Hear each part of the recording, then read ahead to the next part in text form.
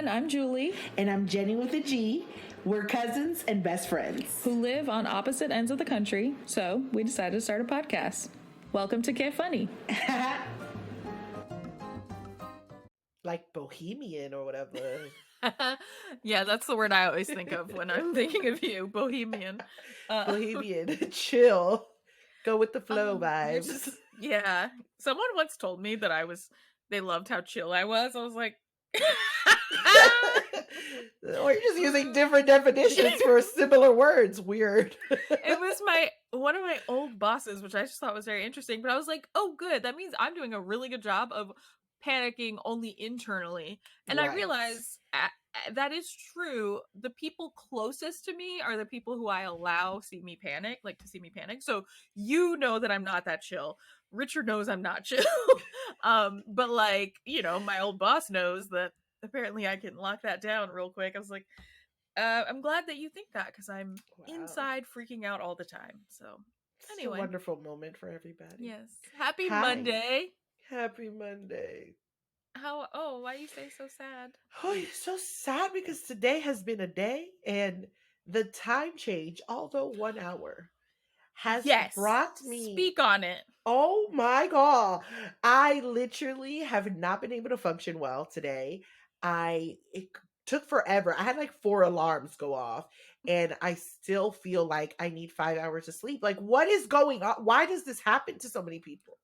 I swear to you, we have had this conversation on previous episodes after the time change, because again, it happens, and I have been talking to people all morning and have mentioned it multiple times. I'm like, I don't know how an hour affects my day so much. It doesn't matter if we're going forward or backward.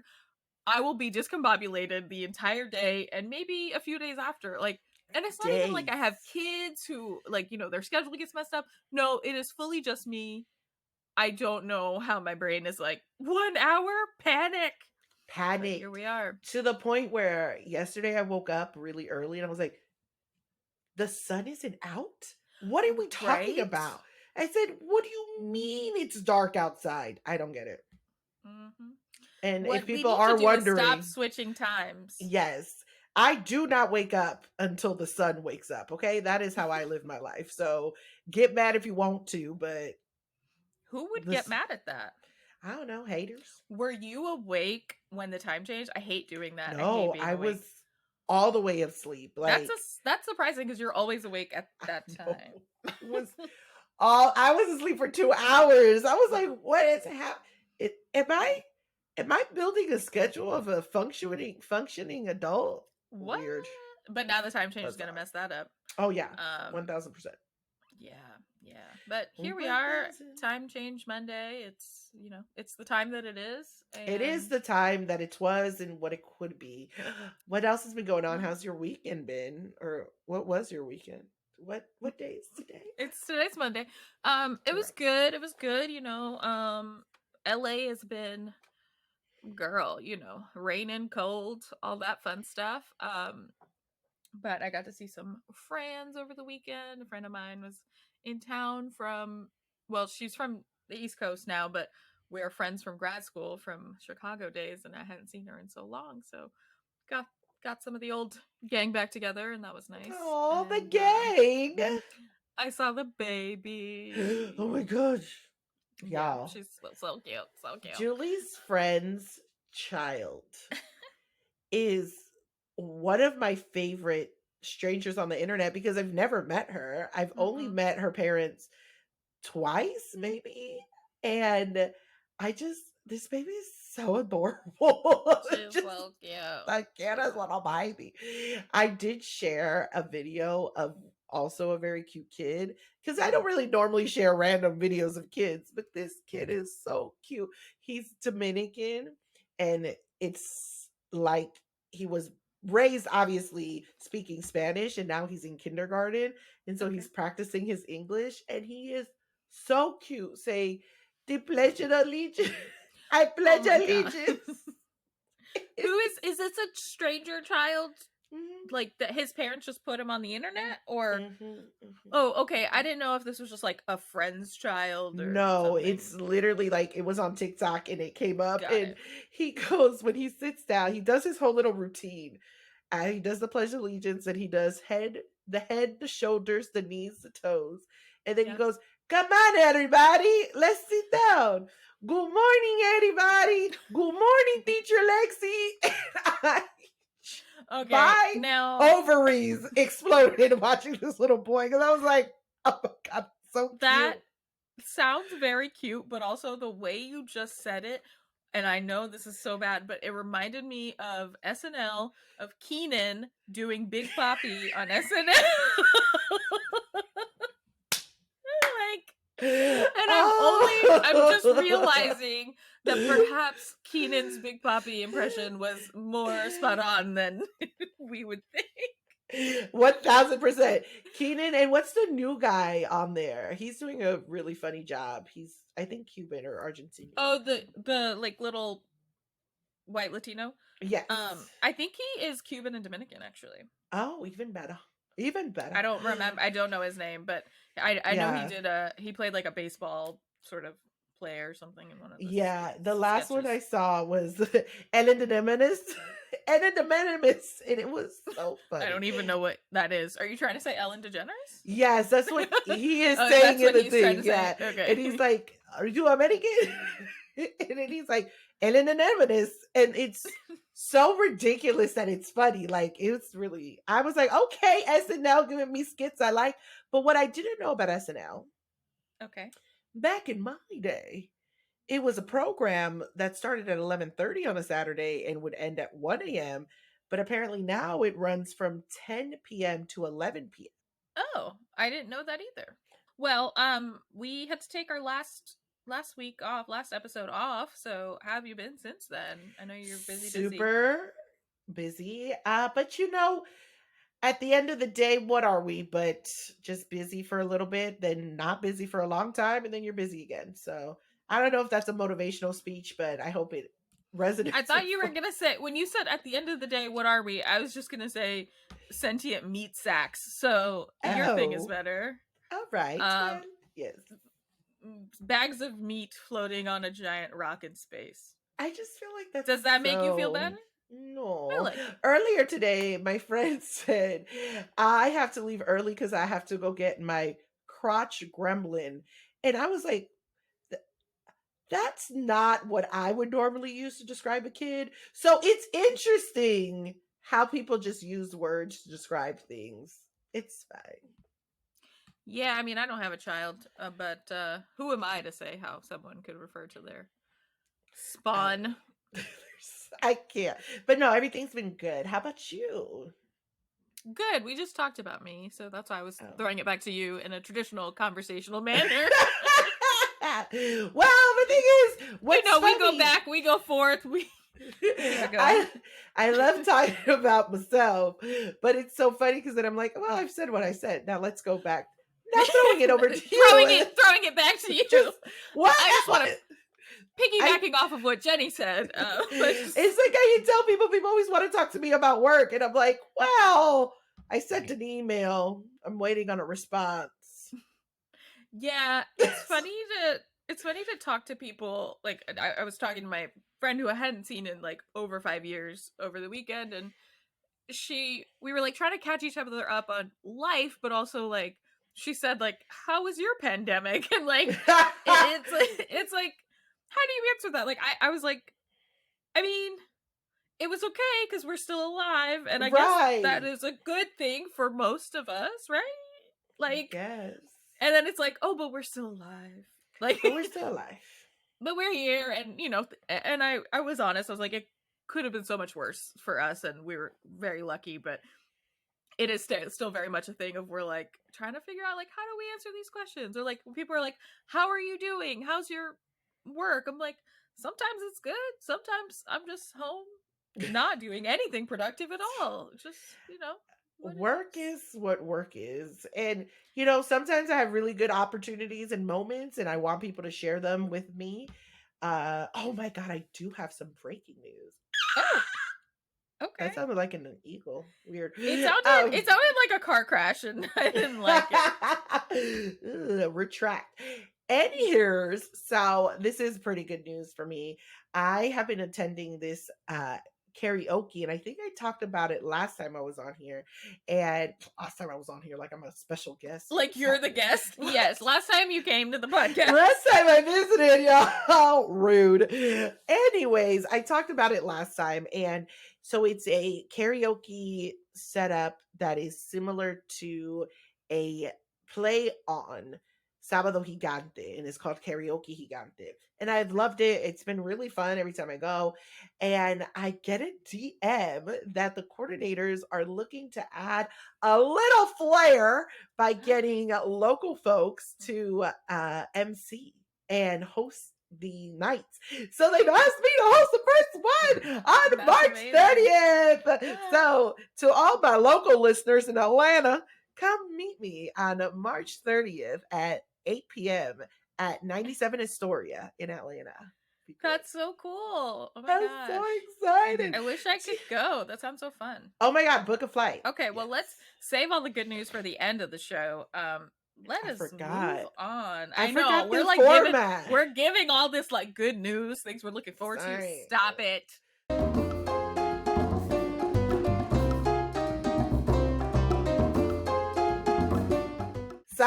Sorry. Let's go to a nod.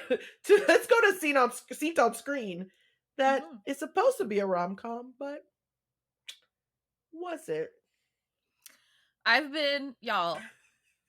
feel bamboozled. I feel duped. I feel hoodwinked, if you will, because I think she played herself. week. Well. Okay. All right. This is what we did. We watched the 1999 film, classic black film, The Best Man. And what I will say to you and to the listeners, and I know this is going to be crazy because it is a movie from 1999, as I mentioned, a black classic. I had never seen The Best Man. Ever. It was one of those things where it's like, always kind of in the like zeitgeist, and like I knew it existed and kind of thought I knew what it was about, but at a certain point I was just like, oh yeah, I think I've seen that. I don't think so. I think I've maybe seen Best Man Holiday now that I'm talking about it, but I have not. That? I don't know. Or maybe I just saw clips. I don't know, but I hadn't seen it. If you saw Best Man Holiday, because okay, well then I right here. I'm gonna watch it anyway because I specifically chose The Best Man because they just did like a series reboot, and I was like, oh, I'm interested in watching that, but I should watch the movies. I was like, oh, let's do the movie for the podcast that we have, especially because on Rolling Stone's list of the top 50 romantic comedies of all time, The Best Man is number 41, which to me implies that it is a romantic comedy. And so, thus goes the bamboozlement, the hoodwinking, the dupeness. Well, this particular list has constantly disappointed us because at least we forget 500 Days of Summer's on there. The worst movie in the world. Listeners, go back to that episode if you haven't already heard Jenny's thoughts on it. But it's not a rom-com, and so I definitely do think that when people get to laugh in a romantic movie, they think it's a rom-com. But I don't even feel like this movie is romantic. Okay, you'd seen it before? Yes, I'd seen it before, and so when you had mentioned it, I was like, I really was like, I don't really think it's a rom-com, but maybe I just haven't seen it in a while, and maybe there's some parts that are. But then I was rewatching, I was like, oh no, this is definitely not a rom-com. You would have told me that. I'm sorry. Sometimes I'm just like, I'll go with the vibes. I'm like, whatever. See, because I'm chill, bohemian. Oh yeah, because you're chill, and I am also chill. Yes.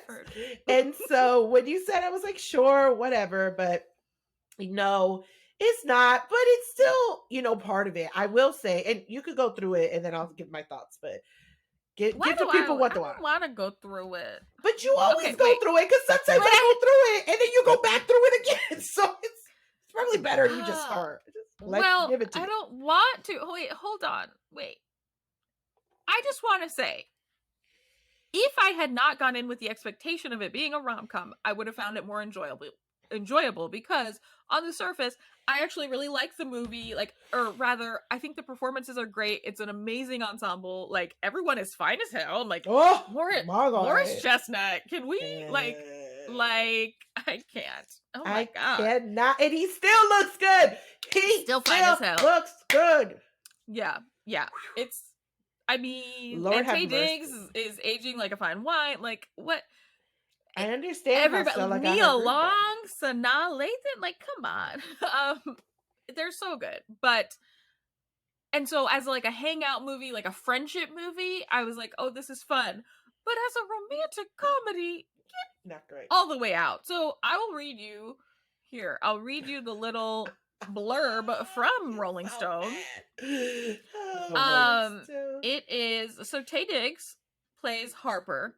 He is a Chicago Harper. Everyone's name is like, I kept forgetting. There was too many, this is so stupid, but there were too many gender neutral names in this, because Harper, Jordan, and then Kendall being a character in the book, I was like, who is who? Anyway, Taye Diggs is Harper, a Chicago writer who hits the jackpot when Oprah picks his debut novel for her book club.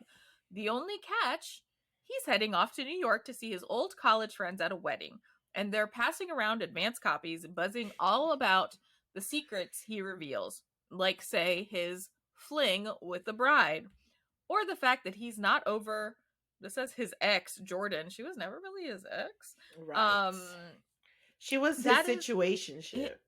Yeah. So that's literally what Rolling Stone says about this movie in their list of top rom-coms. Nothing in what I just said gives you an indication of what the rom-com of this would be, because based off of what I said, you might think that this is a movie of him getting back with his ex, Nia Long, because he's still not over her, according to Rolling Stone. That's not what this movie is about. I feel like this blurb was written by someone who did not watch the movie. Because while it is true that Harper goes to New York for a wedding, so Harper is played by Taye Diggs. He goes to New York for the wedding of one of his college best friends, Lance, who's played by the fine Morris Chestnut. Unfortunately, he's playing the worst person in the world. A star football running back who is getting married to his college sweetheart, Mia. And as I mentioned, Taye Diggs is the best man, and then the other groomsmen are other friends from college. Terrence Howard plays Quentin, who's he's kind of always like a bad guy. He's kind of like a fuckboy, but yeah, this is how bad all the characters in this movie were. I actually liked Quentin more than I liked Harper, and way more than I like Lance. Like, I hated Harper, actually. Lance was the worst too. My thing is, so when as I was watching it now, I was just like, first off, Harper is definitely a gaslighter and a manipulator to his girlfriend, because yes, he has Sanaa Lathan plays his girlfriend, by the way. Her name is Robin. Yes, and Robin Sanaa Lathan, who is fine as hell, by the way. Robin is so nice, and she just like reads. Also, wait, another big thing about this, everybody in his friend circle read the book, which I'm like, go ahead, friends, because we can't even get our friends to listen to our podcast. None of them listen to this podcast. My friends literally today were like, so what's your podcast about? I'm like, please stop. I got two friends that listen to the podcast, and then they go weeks without listening to it, and they're like, oh, I haven't caught up. Thanks, y'all. Well, that's okay. Catching up, I'm okay with someone who needs to catch up. I catch up on things, but I have friends who have not listened to an episode. But yes, Jenny. I have close friends. Close friends. Folks that I put as emergency contact that they don't listen to this at all. My parents have no idea this is happening, and I talk to my parents every hour. And my siblings, I don't even think they know that I do things outside of my parents' house. Anyways, all that to say, Harper's friends, they do win for reading the damn book. So good for them. But anyways, the way that he treats Robin was so whack, because he's just waiting for a moment to break up with her, which I think is so whack. On top of her being concerned, like, you're about to go back to your college friends. You clearly have a thing for Kendall, who's one of the characters in the book, which is Jordan in real life. But also, how are you so so like, you have this girlfriend, you're just waiting to drop her whenever you want. And then Lance, on top of that, is such a dog. And it reminded me officially of this content creator on TikTok called Velvet Clouds. And Velvet Clouds made a video about pretending to be a man on a podcast and talking about how they step out on their lady all the time, but should their lady step out on them, then she's a whore. And be yourself, queen. Stop trying to cheat on me when I'm cheating on you. Like, how in the world do these men really say the shit that they say and get away with it? I didn't care for that. It's garbage. Yeah, so we learned that not Harper, Lance Morris Chestnut, aka the groom, is and has been a serial cheater on Mia. Mia, who Lance thinks, and Mia leads him to believe that Lance is her one and only, the first and only man she ever had sex with, blah, blah, blah. And he loves that. And he loves that Mia keeps taking him back. And so there are a few little flashbacks where we'll see Lance is like so distraught because Mia has dumped him, and he goes to Harper for help because Harper is friends with Mia. And that's actually how how Lance and Mia met, was through Harper. And so we learn that Lance is a cheater, and his friends even call him out. They're like, "You're getting married. Like, you've been fucking around on Mia your whole life, and especially because you're a football player, a star football player at that." And he basically is like, "Yeah, but I'm a one man or one woman kind of man. Like, marriage is for life." Like, he very much upholds the sanctity of marriage in his mind, though. In his mind, because the moment he learns that Harper slept with Mia during one of the times that they were broken up, or Mia had just found out that Lance cheated on her again, Lance goes fucking crazy, tries to kill Harper, really, tries to call off his wedding, all because his girl, who he has cheated on multiple times, had the nerve to have sex with someone else. Now, granted, I know it was his best friend and he's mad because his best friend shouldn't have done that. Fine. Get into the specifics of that. I get it. Like, your friend shouldn't be doing that. But Lance at no point in time takes any responsibility for the fact that he was a dick. And he actually doesn't deserve Mia. Like, spoiler alert, they end up getting married finally, and we're supposed to be happy about that because that means whatever, Mia gets to be happy. But while Mia is saying her vows at the end of the movie, Lance is sobbing and keeps flashing to what he thinks are images of Mia and Harper fucking, which is insane. Like, that is not romantic. He's crazy. And then the thing is, and this is why I'm saying I'm preparing you for the Best Man holiday. I'm not expecting rom-coms. It's not a rom-com. It's gonna be worse. It's gonna be worse. Okay, that's fine. So I'm not expecting rom-coms, so I'll go in with an open mind. I just want you to. This particular storyline will mess you up.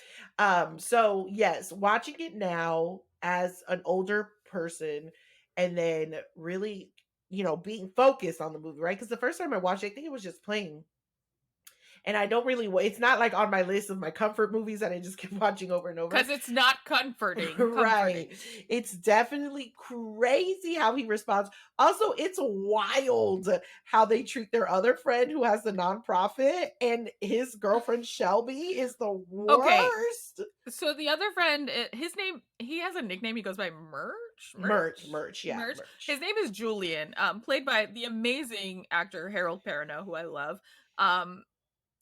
And his girlfriend is like the stereotypical like shrew character. Like, she's so controlling. She doesn't want him to be around his friends. Like, she's terrible. And he, for most of the movie, kind of takes it until he falls for a private dancer played by her name is Candy, played by the amazing like young Regina Hall in like her first like major role, which is adorable to see.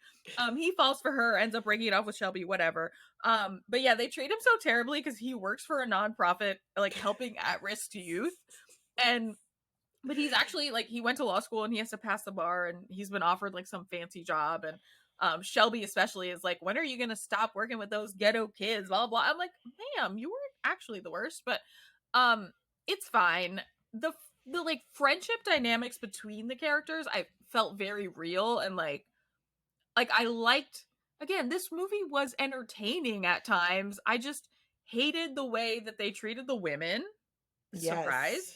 And so we haven't even gotten to Nia Long.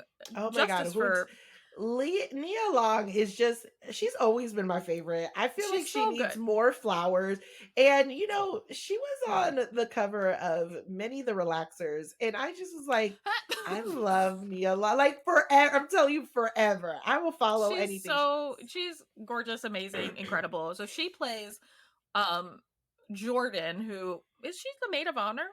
I She's think one of the bridesmaids. she's definitely one of the She's bridesmaids. maybe I the don't know. maid of honor. She might be And the maid of honor. she is the one who, according to Harper, like they kind of kissed one night, but they never got together.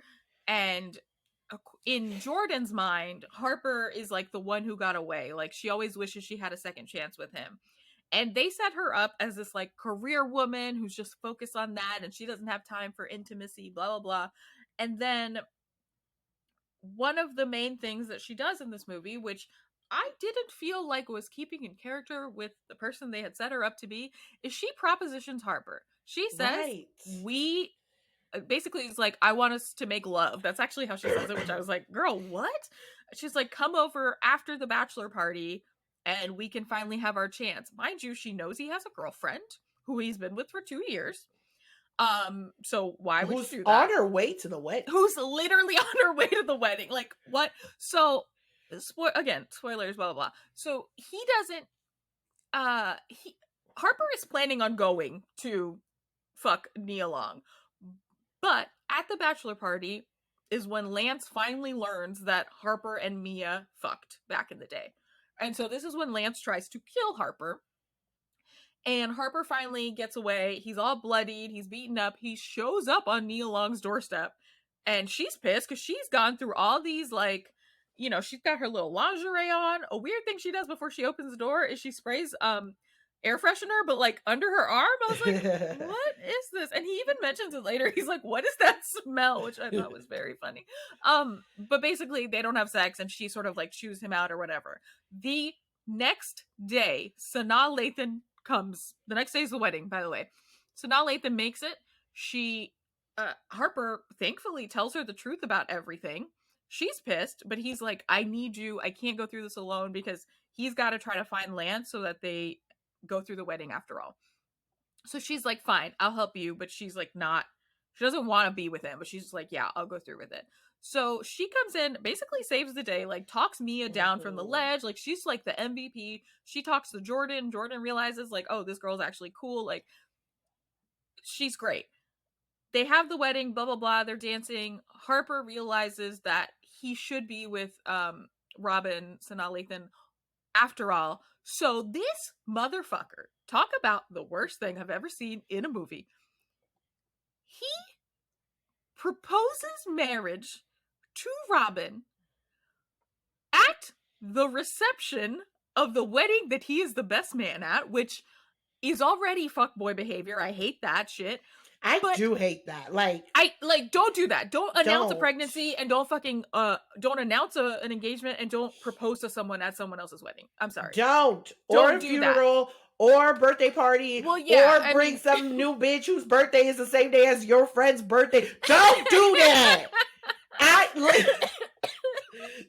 Don't do that. But not only is that just peak fuckboy, but the fact is, I cannot stress this enough.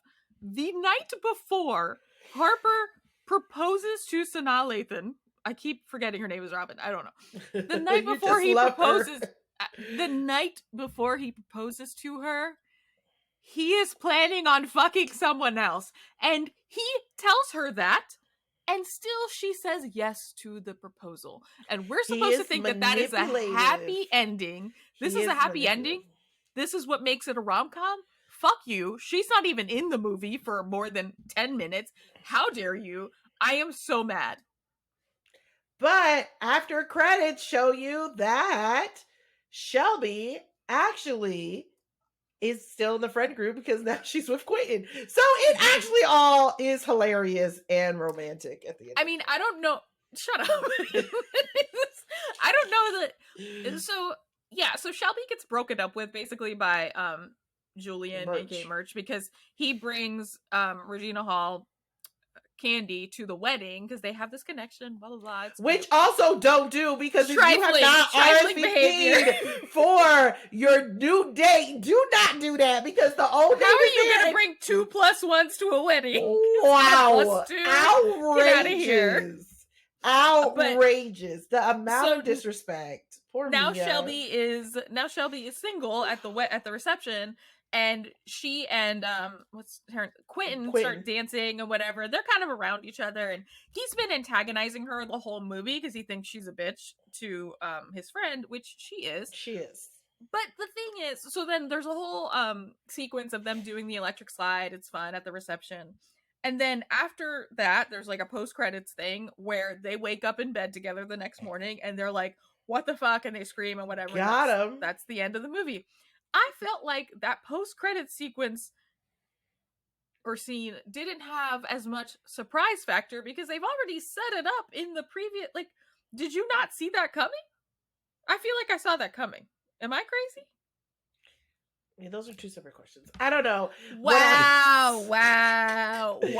I'm just saying it finished up like that. I mean, I do think she's trifling for doing that, but no, I don't care that she did it. I thought it was funny. I just think that the way that we see Quentin and Shelby interacting in the reception, they're flirting because she catches the bouquet and he catches the garter, and he has to do the thing where he puts the garter on her, which I always hate that. So they're already flirting and having a thing and whatever. So based off of that, I was like, oh yeah, they're gonna fuck. So when I see them waking up next to each other at the post-credit scene, and it's supposed to be like a, oh shit, I already expected that was happening. Like, is this not? I mean, some people may have not expected it. Damn, maybe you are better at this than other people. It was a surprise. They still hate each other. It's not a surprise, is what I'm saying. They need something else for the next movie. That's not why they did it, because the next movie didn't come out until 14 years after this one. It doesn't matter. They knew they were going to have something on their hands. No, they didn't. Absolutely not. And they're hers. Yeah, that was the movie, y'all. Watch it or not, but it's not a rom-com for sure. It's not a rom-com. It's a fun movie, and definitely watch it because it's got some great performances. It's fun. It's, it's great, but it is not a rom-com, and for that I am sad. But I will watch The Best Man Holiday. If you do want to watch it streaming, it is on Amazon Prime. Amazon Prime. Yeah. And so is the show. The show is on there. I try to watch the show, but I want to watch. Wait, the show's on Prime? I thought it was on Prime, or is it on Hulu? I thought it was on Peacock. Oh, is it on Peacock? The thing is, I only watch certain things on the computer versus the TV, so maybe that's what it is. Maybe you're right. Yeah, maybe it's on Peacock. My apologies.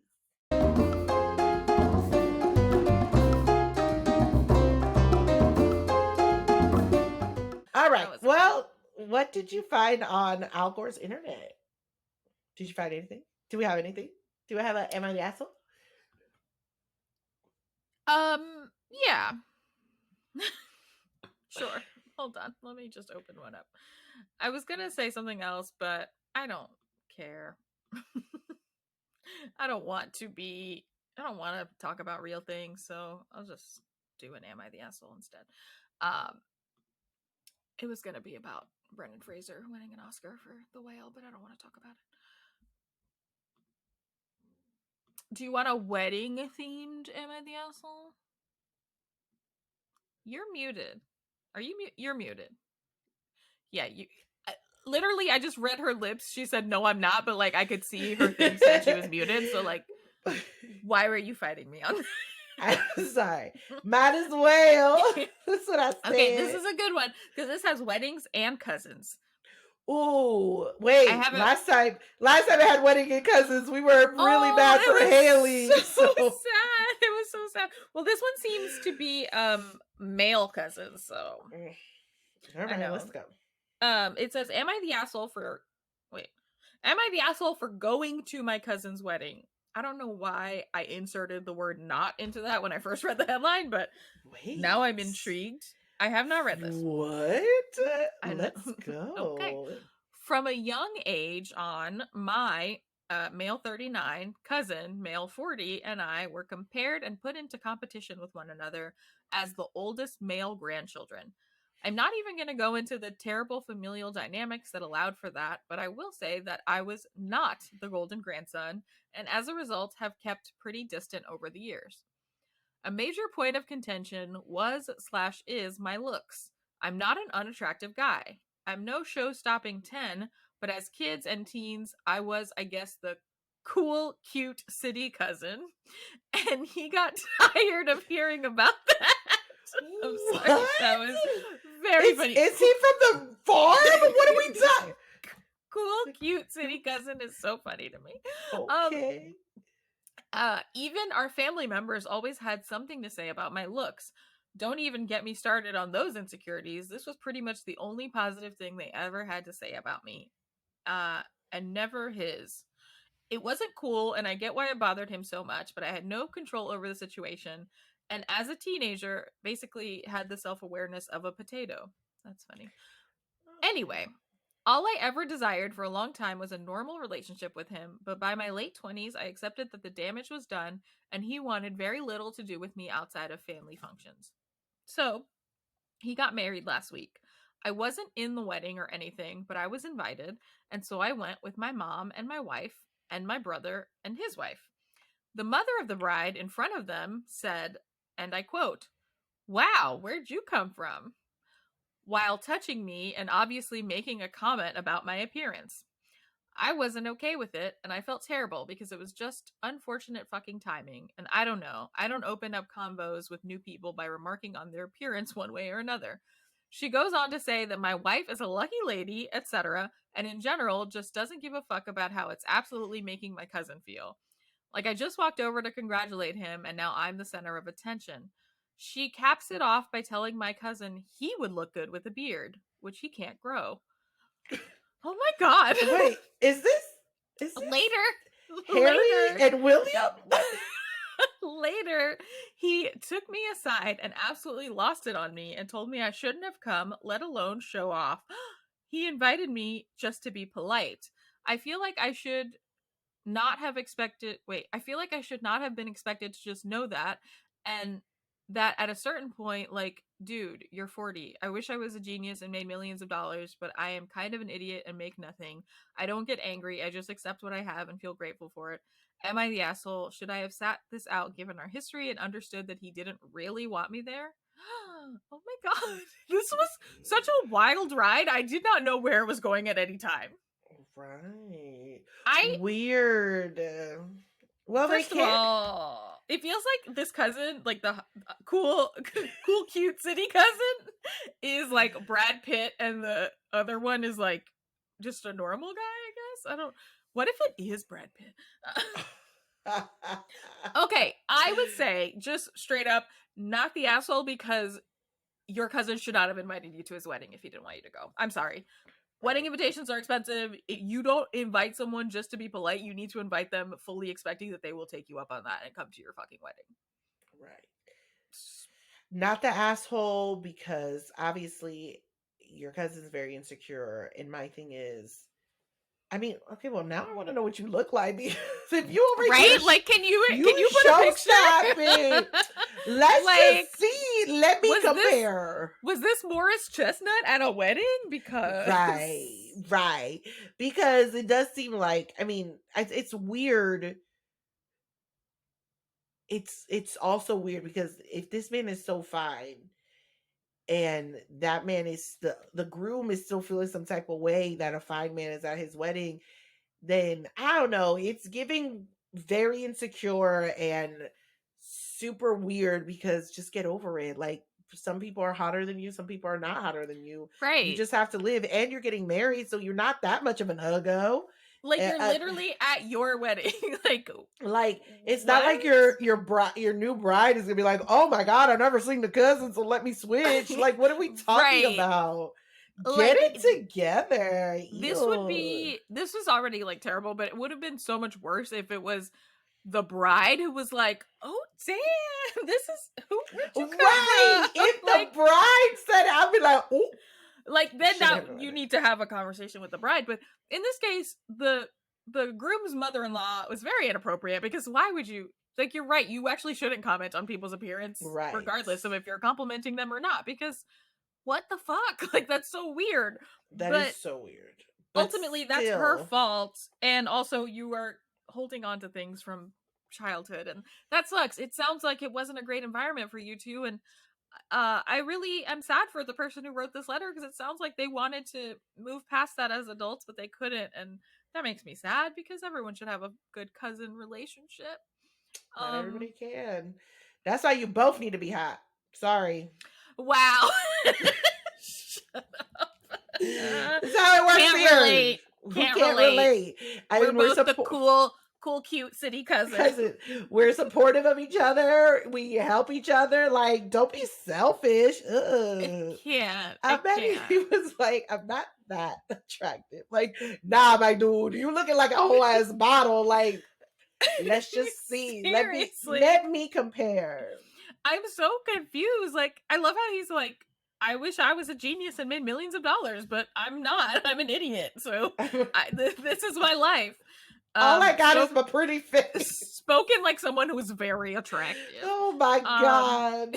I am so mad at this, but okay, that wasn't as traumatic as our other cousin wedding one, so that's good. Okay, do you want a secret child? No, those are always boring because the child's going through a lot more. We can't unpack that. No, we're not therapists. Obviously, we're not therapists. They don't even know we're doing this. I was like, they're not writing to us. Okay, an engagement party. Ooh, great. Am I the asshole for bringing up everyone's embarrassing stories at my engagement party? Yes. You are, but I received, answered, you are the asshole. Okay, wait, let's give it a fair shake. Okay. My family lives to bring up embarrassing stories about my youth. Yeah, it's your family. That's what they do. It's a bunch of losers on the internet today. What is happening? Okay. No. Why does this one feels like it was written by the groom from the previous one? Probably. Because it says, my two older brothers were both athletes and always had girlfriends. I was awkward and uncomfortable in my own skin. Here we go. My brothers could do no wrong in our parents' eyes. I was the little weird girl, okay, it's a girl, that just wanted to sit in the corner and read. I was mostly ignored when they weren't actively trying to mock me. It seemed like all my other relatives would join in, except for my grandfather. He would tell them to leave me alone and let me go to the garage with him to avoid other people. Oh. But because I was so quiet and ignored everyone, everyone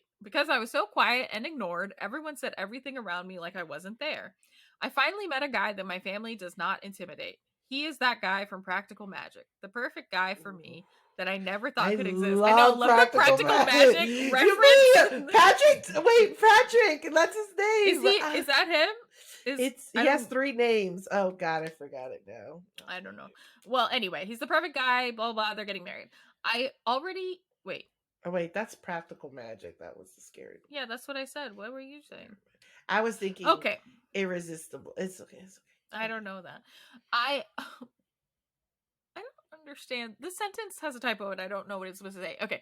We had a big engagement dinner because my parents asked if they could throw us one and we agreed.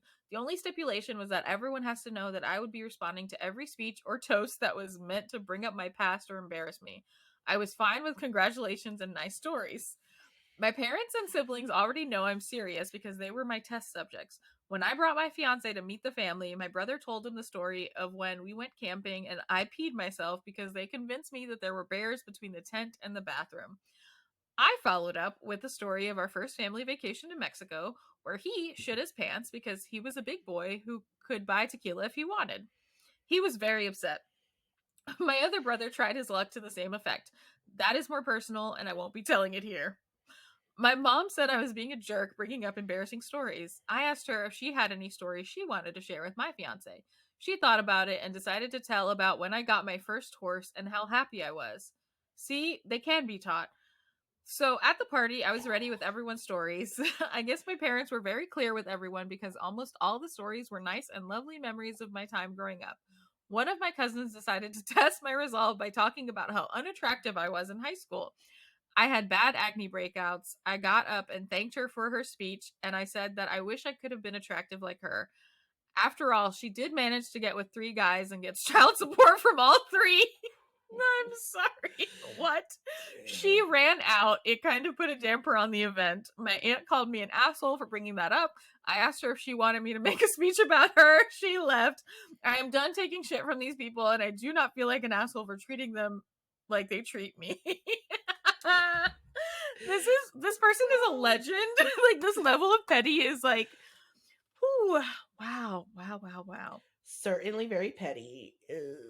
Secondly, y'all say with your whole chest. Don't invite these whack ass people to your wedding if they're not gonna make you happy. What's wrong with y'all? Now, it also is giving very much that movie. I think You Again with. Never watched it. Oh, you never watched that? It's Are really you much. surprised? Yeah, because it was a pretty popular one. Okay. Well, yeah, it sounds exactly like it. Losers in high school finding somebody and then trying to prove something when they're adults. Y'all, I just feel like, I don't know, do what you need to do. I feel like if you are asking, this is what I don't like about this thing. You're asking, am I the asshole? And then you're saying, my aunt called me an asshole, and you're saying, I don't care that I'm the asshole. Then why even bring this to us? Like, say with your whole chest, True. keep it moving. Like, yes, you were an asshole, but you are from a family of assholes. So regardless, you are inbred into your system to be a dick when you want to be. So ultimately, I don't feel bad for you. Who amongst us hasn't peed here and there? Who amongst us hasn't shitted around ourselves? Like y'all be acting like you just Did you say around ourselves? Whatever. Shit your pants. I bet a lot of you did it. So I don't know. You all sound like terrible humans. And good for your cousin getting child support from all them men, because a lot of people don't be getting no child support. So brava to her. But all of you all seem pretty terrible. See, like I said, a bunch of losers on the internet today. Yes, definitely losers. But I will say, this person, okay, would I have the pettiness to respond to everyone's speech with a follow-up like roast? No, because I probably wouldn't invite those people to my thing anyway. Like, they don't bring me joy. I'm old enough to know that I don't have to invite everyone just because I'm related to them. Sorry. Right. But also, this feels like someone who hasn't quite yet accepted their like weirdness as a child, similar to the cousin, the groom from the other one, because yeah, we all have embarrassing stories, but like, okay, so what? Now you're an adult and you're getting married. Who the fuck cares? Like, who cares? It sucks that your cousin felt the need to bring up that you were unattractive. Like, yeah, that's shitty, and clearly she was probably feeling some type of way because you're getting married to a person who you say is perfect, and she struck out 3 times. Like, yeah, I guess that does suck. What I think is that, fine, good for you for saying what you wanted to say. It's your party. I feel like for the cousin and people who choose to tell these kinds of stories, if you can't take the smoke, don't do it. That's the problem. That's how you learn, because maybe the person is an asshole, but clearly the people in her family have never gotten it back. And so this was the first time anyone's called them out, and unfortunately it happened to be in a public forum, but that's how they learn. Now they know, don't talk shit if you can't take it back. Don't start, none won't be none. If you're gonna talk shit and then run away because someone hurt your feelings, get out of here. Not the asshole. Sorry. Well, get it where you can. Y'all all this terrible. This segment was sponsored by an online therapy service, because y'all need to get some therapy, right, and get over it. I was gonna say, before y'all, after these weddings, before y'all even think about adding another life to your home, whether that is a child or an animal or a plant, y'all got to figure it out because all that little energy is going to affect these living things in your home. Y'all need to figure it out. Figure it out. Remember that show? There's a show on Nickelodeon called Figure It Out. Do you remember that? Maybe. It I was need a little bit more. American game show. It was an American children's panel game show that aired on Nickelodeon. The original series was hosted by Summer Sanders. Love Summer Sanders. Love him. Love him. Does no wrong. Children with special skills or unique achievements compete as contestants on the show, while a panel of 4 Nickelodeon celebrities try to guess the predetermined phrase that describes the contestant's talent. Do you remember this? I remember. Some of it's coming back to me. Yeah. So but man, it's getting melted in with Double Dare at the same time. Oh no! And now I need to go. I wonder if it's on Paramount Plus. I'm gonna check it out. Maybe everything's on the internet now. There used to be this show I watched, and I feel like I was the only one, but it was the Adventures in Wonderland. What's that?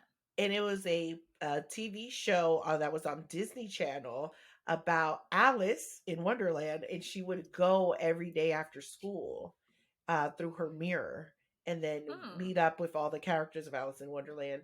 And I just always remember the beginnings, like, I'll do what you wanted. No, that's a different one. Never mind. It was another one. No, it was another thing. But Do What You Want to Do is another show. But the 90s had the best shows. I'm sorry, y'all.